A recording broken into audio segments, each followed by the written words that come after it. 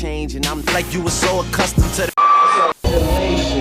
In 2019, Drake is arguably the biggest musician on the planet. Even after a highly publicized beef with Pusha T last year, the Six Gods' reign continues. The seeds for this dominance were planted a decade ago on Drake's breakthrough effort, So Far Gone, the project that introduced Drizzy to the world and changed the rap game forever. But you can miss me with all that.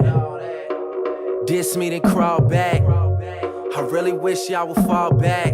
In 2006, Aubrey Drake Graham was more known for his role on a Canadian teen soap than for his lyricism. They're like, please tell us your reality, Jay. We can't fathom how I feel to be forever confined. For 8 years, Drake starred as Jimmy Brooks on the mid-aughts Canadian TV show Degrassi. Graham was fond of acting, but rap was his one true love. I do music. These are full from front to back of just songs, pages and pages of lyrics and ideas. Something that I'll probably never use. Music literally runs in Drake's blood, and songs like Al Green's Let's Stay Together are part of his family's lineage. My uncle wrote, like, you know, for Al Green, he wrote like Let's Get Married and like some of Al Green's biggest hits. My dad played drums for Jerry Lee Lewis. My uncle is Larry Graham from Graham Central Station. So, Jesus Christ. Yeah. In 2006, Drake released his first project, Room for Improvement, with the sophomore effort Comeback Season dropping a year later. The latter included his first widely released single, Replacement Girl with Trey Songz. Let me show you what it is. I was birthed up top, I was raised at the bottom of the map, where the girls all thick and the hottest nigga rap. If you're looking for the good, and we got him in a trap like. Back on set, Drake had trouble straddling the worlds of television and music. I'm definitely starting to turn my attention and my focus to music. I enjoy the performing aspect of it. I enjoy stuff like this. But later, he revealed that trying to do both caused him to be fired from the show and brought him to a crossroads. it was like, is this rap thing gonna work? Like, is this my choice? Is this what I'm committing to? Around this time, Drake's MySpace page caught the attention of Jazz Prince, the son of Houston's Rap-A-Lot Records founder, J. Prince. Prince started a campaign to get Drake's music in front of Lil Wayne, then prepping his wildly successful album, The Carter 3. And according to Prince, Wayne wasn't into Drake at first. He was like, Jazz, you know, don't play me that shit no more. He's not good. But Prince was persistent. He made another attempt, which led to a fateful phone call. I played him another rap song. It was to a beat that he wasn't supposed to have, but it was one of Wayne beats. Damn, I done walked in here looking like the motherfucking man of the year. Hey, Jazz, I'm gonna call you right back. I'm getting a haircut. I said, hold up 1 second.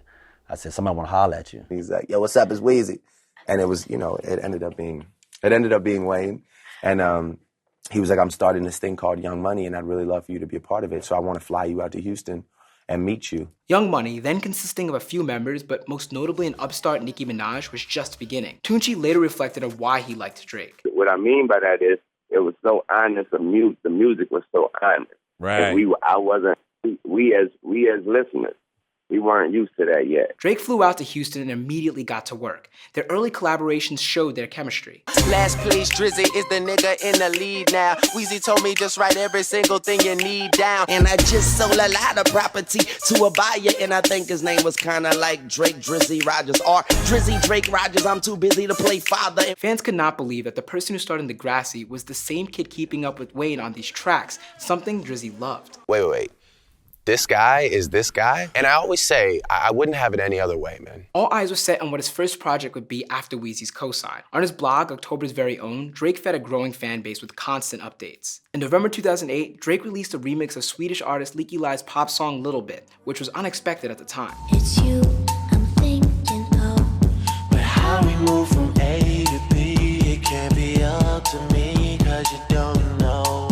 Drake's foray into pop was shepherded by his producer and close friend Noah 40 Shabib. The two first met in 2005 while working on a record for Divine Brown after an introduction from rapper Socrates. He got Drake to come in and do a remix, and Drake and Boy Wonder came to the studio, and that's the first day I met Drake. Wow. 40, an engineer, only began making beats for Drizzy after, quote, it became clear to me what he was looking for and I simply started to produce it. 40 gave Drake's music a wintry, muted feel, and eventually became So Far Gone's executive producer. This was around the time Kanye West released his polarizing album, 2008's 808s and Heartbreak, known for its melodic auto-tuned sound, and it became one of Drake and 40's biggest inspirations, specifically Say You Will. In fact, Kanye once told 40, quote, I don't think you should be in the studio right now because you might just hear my new shit and subconsciously steal my new shit, and it wouldn't even be your fault. Drake spoke about how fans received his popular records. The fans of hip hop who feel like, man, Drake's not really hip hop. It's like, well, in this world, like, I'm the closest thing you're probably gonna get to hip hop. So Far Gone's cover was a flip of an ad for The Economist. Drake said the title was meant to illustrate, quote, "You're just elevating past the bullshit and past all the shit that you used to be a part of and you're not that proud of, you're just so far gone." On February 13, 2009, So Far Gone hit the OVO blog as a free download, taking hip-hop by storm. Drake's So Far Gone mixtape had the greatest impact of any street CD in 2009. So Far Gone spawned 2 Billboard charting singles,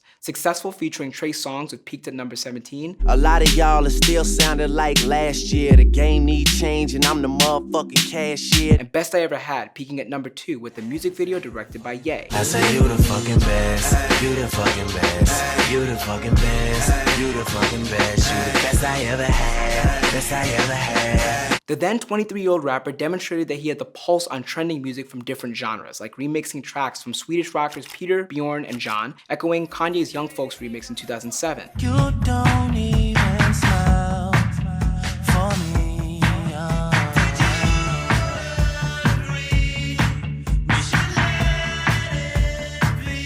To the singer Santigold. I don't really understand it, I'm not sure I'm comprehending, but these girls are having fun with whoever's money they spend is screaming. I got to be unstoppable. As well as a remix of Say You Will called Say What's Real. Why do I feel so alone? Like everybody passing through the studio is in character as if he acting out a movie role. Say What's Real was an early example of what is now known as Drake's calling card, moody, introspective lyrics on the trials and tribulations of fame, something we also hear on The Calm. To make everybody happy, I think I would need a clone. Places we get flown, parties that we thrown. I done more for this city than these rappers that have blown. As well as pure R&B songs like A Night Off, featuring Lloyd, that drew on both 40 and Drake's love for Jodeci and stood out as Drizzy's favorite song. I know what to do with it.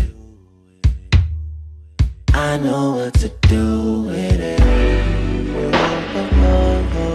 So Far Gone also contained a sign of Drake's affinity for Houston through his connection with jazz, exemplified by Uptown featuring Bun B and a remix of DJ Screw's classic June 27th called November 18th, named after the day Drizzy received his call from Wayne. Draped up, dripped out, know what I'm talking about. 3 in the morning, getting poppin' in the parking lot. With So Far Gone, Drake became hip-hop's most promising rookie, drawing on his idols' respective talents, from Wayne's lyrical delivery to Kanye's pop sensibility, and elevating them. Maybe I don't have to be the next Ye, or I don't have to be the next Wayne. I could just be the first Drake. That summer, Drake announced that he officially signed with Young Money Cash Money Records, which was distributed through Universal Records, and re-released So Far Gone with fewer tracks due to sample clearance issues, and began creating his debut album, 2010's Thank Me Later. So Far Gone changed a few things, notably the perception of a mixtape.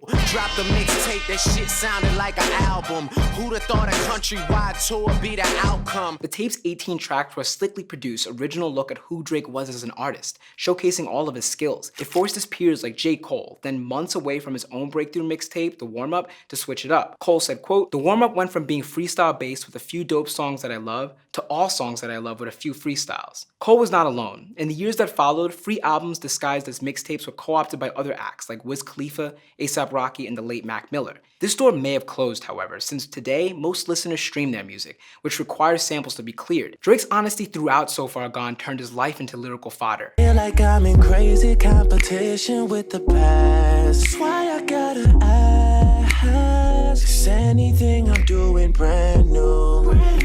Which allowed fans to incorporate his words into their own identities. The amount of people that took the time to download it, listen to it, quote it, put lines in their Twitters and Facebooks and all that stuff. Finally, Drake's merging of R&B melodies and lyricism, sonically aided by 40 and in the shadow of Kanye, Bone Thugs, and Lauryn Hill, created a unique sound and demonstrated an artist willing to take risks. But to get my feelings out, sometimes it can't be rap. Sometimes I really have to sing because they're like, just the emotion is too intense or it's too genuine. This splitting of his talents continues with the success of his 8th album, 2018 Scorpion, which includes both the gritty, flexing track Nonstop, alongside the bubbly, R&B friendly In My Feelings, where the standout is Drake singing the hook. He also showed folks how to transfer fame from acting to music and not the other way around. The reason I know Drake is from Degrassi. I used to literally watch Degrassi every day. If he can do it and be at the top for 10 years, who says I can't? I'm Jacques Morin with Genius News, bringing you the meaning and the knowledge behind the music.